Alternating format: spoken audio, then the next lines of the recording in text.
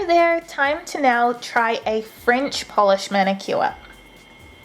Now Riley and I have already prepped these nails. We have applied pH prep or a dehydrator of your choice, and we have applied base coat already. So if you need to watch how to apply base coat, it's in one of the previous videos.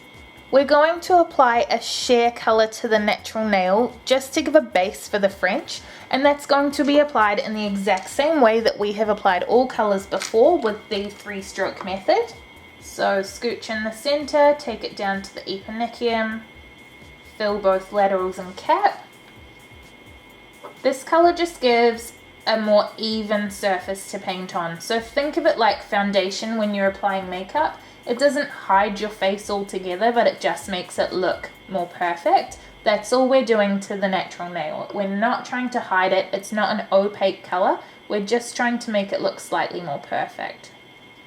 Because it's going to show up slightly better on camera, I'm actually going to use a dark navy polish for the tips. Obviously, traditional French manicures would be white, but especially in summer, you can go for any color to create a point of difference for your clients. First things first, take as much polish off your brush as humanly possible. You want very, very little on the brush. I'm literally wiping it off until there's almost nothing on the brush, but then what I'm going to do is pick up a small amount of polish off the side. It's minuscule, you can't even see it on the brush. With a small amount on your brush, you're going to guard the skin of her finger with your own nail. It doesn't matter if you get polish on you, it matters if you get polish on her. Then, with your brush, pull in sideways. It's just like cutting in. If you've ever renovated or painted a wall, you cut in around the skirtings and then get the roller. So you cut in first before you go and paint the rest of the tip. Then just pull up from that point to the apex, and remember from our previous lessons, streaks don't matter. Then you're going to change the position of your hand so that you are guarding the skin on the other side, and again we're going to cut in. When you've cut in, pull up to the apex, and at this point you can correct the meeting point in the middle. Now we are going to do 2 coats, but before that I want to show you a couple of other tricks for helping you with French manicures. When you start doing extensions with acrylic and hard gel, you'll be using forms like this to help extend the natural nail bed on a regular basis. I'm not going to teach you how to put them on exactly right at this point, but what we are going to do is use them as a tool to guard the skin on short nails. Now Riley's are actually pretty perfect, they're quite easy to paint on, but if they were any shorter, what you can do is take a form, tuck it under the free edge, and stick it loosely to the sides of her finger, and then repeat the freehand painting process that we've gone through already. So cutting in from one side, pulling up to the apex, cutting in on the other side, and up to the apex. And then any correction in the middle that you need to do. Just don't be too picky, because the more you play with polish that is trying to dry, the more streaky it's going to become. Okay, and then you can just take that form off, pop that in the bin, and your nail and the skin around it are perfect. Another tip for short nails, which again doesn't apply to Riley, but she's kindly sitting through it anyway, is to use a stylus tool for application. So if her nails were really short, what we could do is put a small amount of polish onto a stylus tool and use that to paint the free edge instead. This is perfect for people with really short nail beds, especially if they want French for a wedding, say they're part of a bridal party and they can't have anything else, even if it doesn't quite suit, then being able to control the product with a stylus tool instead of a brush can be a godsend.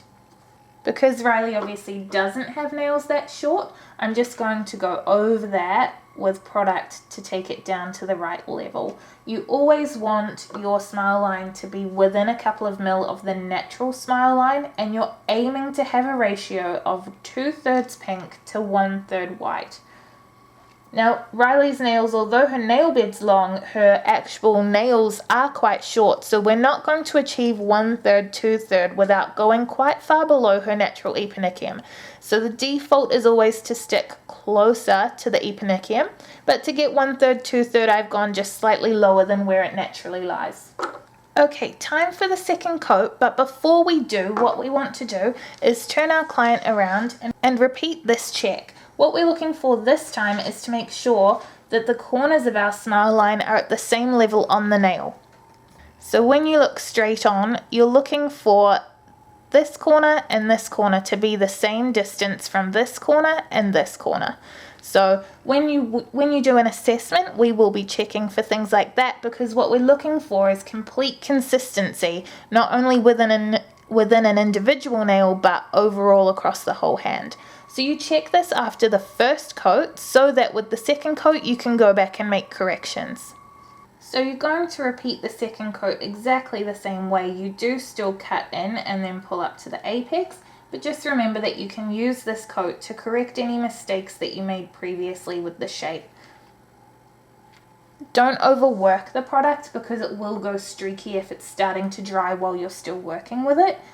And if you remember the floating the brush technique from our previous lessons, that's a really great way to make sure that the second coat covers all streaks.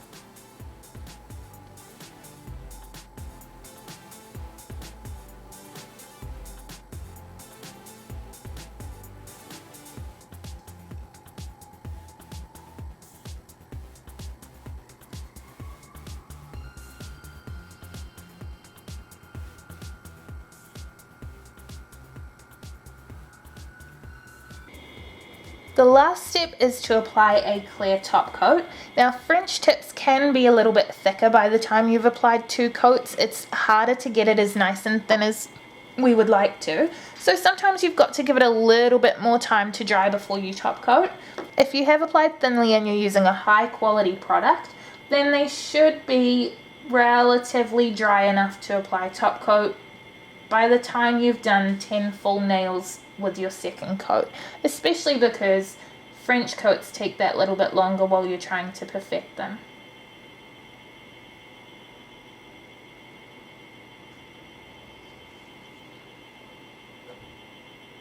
Remember to float the brush to avoid pulling product into the bristles and back onto the nail.